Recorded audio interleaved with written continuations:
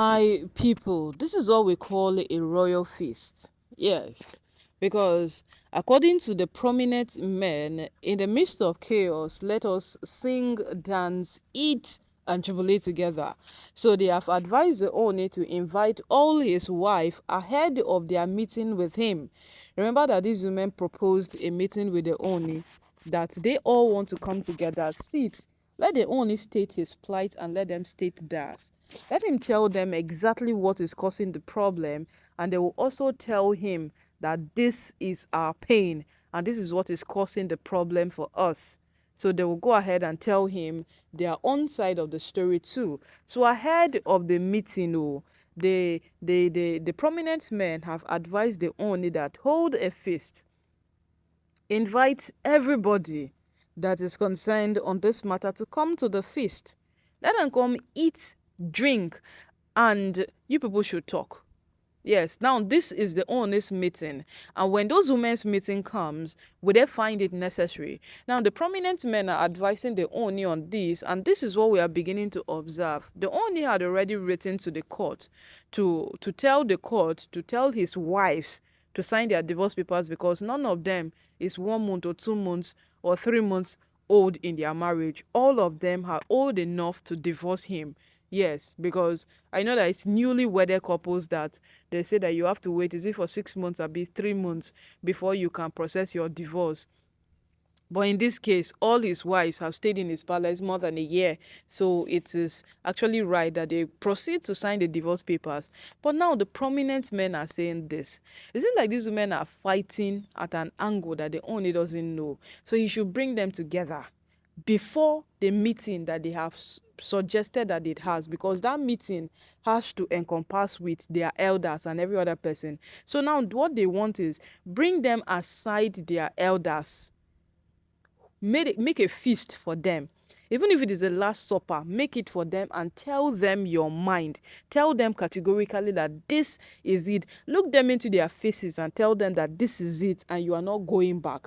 Because even that meeting that is supposed to hold, they only said something. They only said that I will have a meeting with you people, but while you are coming, know that I am not going to back out on divorce. So now, let your stand be your stand in the presence of your wives. Why are these people bringing this thing up? Most of these women have felt that if they have a one-on-one chance to talk to the Oni, they will be able to convince him that they are meant to be in the palace. People like Olori Toby, she has been begging for a one-on-one chance with the Oni for quite some time now to prove her point that if she's able to talk to the Oni face to face, she'll be able to convince the Oni, she'll be able to remind him of all the good times, all they shared together, every single thing. She'll be able to tell him that I am the right person to remain in the palace. Pushing me out is wrong. You understand? She'll be able to do that. She'll be able to categorically tell the Oni that. And of course, it will go a very, very long way to her. So now, people like Miriam said she demands an hearing from the Oni. That was when she never got the hearing, and then she proceeded to what? Withdraw from Oni's account. And even after then, when she threatened that she was going to withdraw more if the Oni does not give her the listening ear that she deserves. So now all of them are coming out that they deserve a listening ear. Even Elizabeth, who has allegedly brought out her wedding card with another man, and people were asking that, wait, is this seeking attention or what? A man that wants to divorce you already, and you are still using another downfall of yourself to seek for attention. It is so, so wrong. That was what people were saying, but we don't know who is advising this woman. Like Pastor Jerry Eze said, whosoever is advising these women is indeed devilish. Yes, because the person does not advise them to do anything good. The person does not advise them to do any single thing good. So now it is the only hosting the feast. He's going to give them a date and ask them to come. Come sit, eat, wine, dine, and tell me exactly what's your problem that you don't want to sign the divorce papers. But now, this is the whole thing. Even after they have said their mind, the prominent men are telling the owner that you still tell them what you want. So now, if they win by convincing you that we are meant to be in the palace, then you would leave them. But if they don't win, then you what? You let them, you present the divorce papers before them to what sign. This is to what call off a lot of things that are bound to happen. Now remember that these women went to each of their villages to call on their elders to come and ask the Ooni why he is discarding them from the palace. If you have not forgotten, they did that. And for Ooni to prevent a lot of things coming, the Ooni has to have this meeting with this woman. The only cannot have a meeting with those kind of elders and then it will have to turn out bad. It will have to turn out sour. He's not quarreling with them. He's in peace with them. And when he needs them, he will call on them at any time. What is happening? The adulterers are coming in between the growth and the peace that is meant to exist. And if the owner is not wise enough, these women would use his head. They will crack him down. They would take advantage of whatsoever is happening now and they would get to him. That is what the prominent men are trying to avoid. And it's indeed a good advice. When they only have these women in for a feast and then he tells them into their face that, see, no matter what happens, there is going to be a divorce.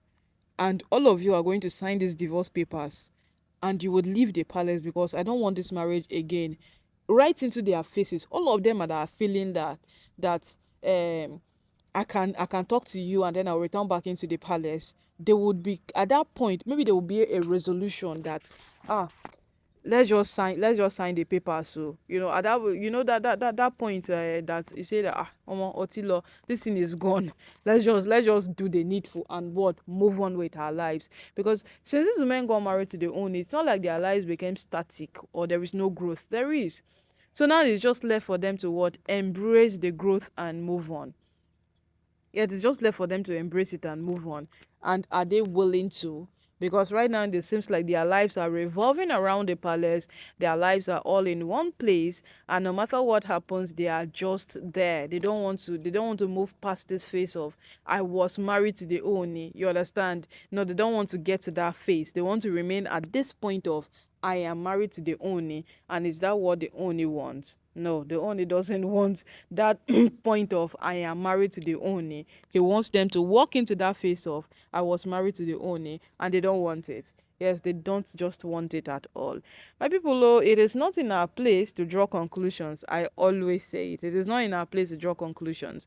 But this matter, these women would definitely reach an end themselves. Because right now, all they have been asking for has finally been granted by the Ooni, because since like there was no date fixed for that their meeting. The meeting is too elaborate.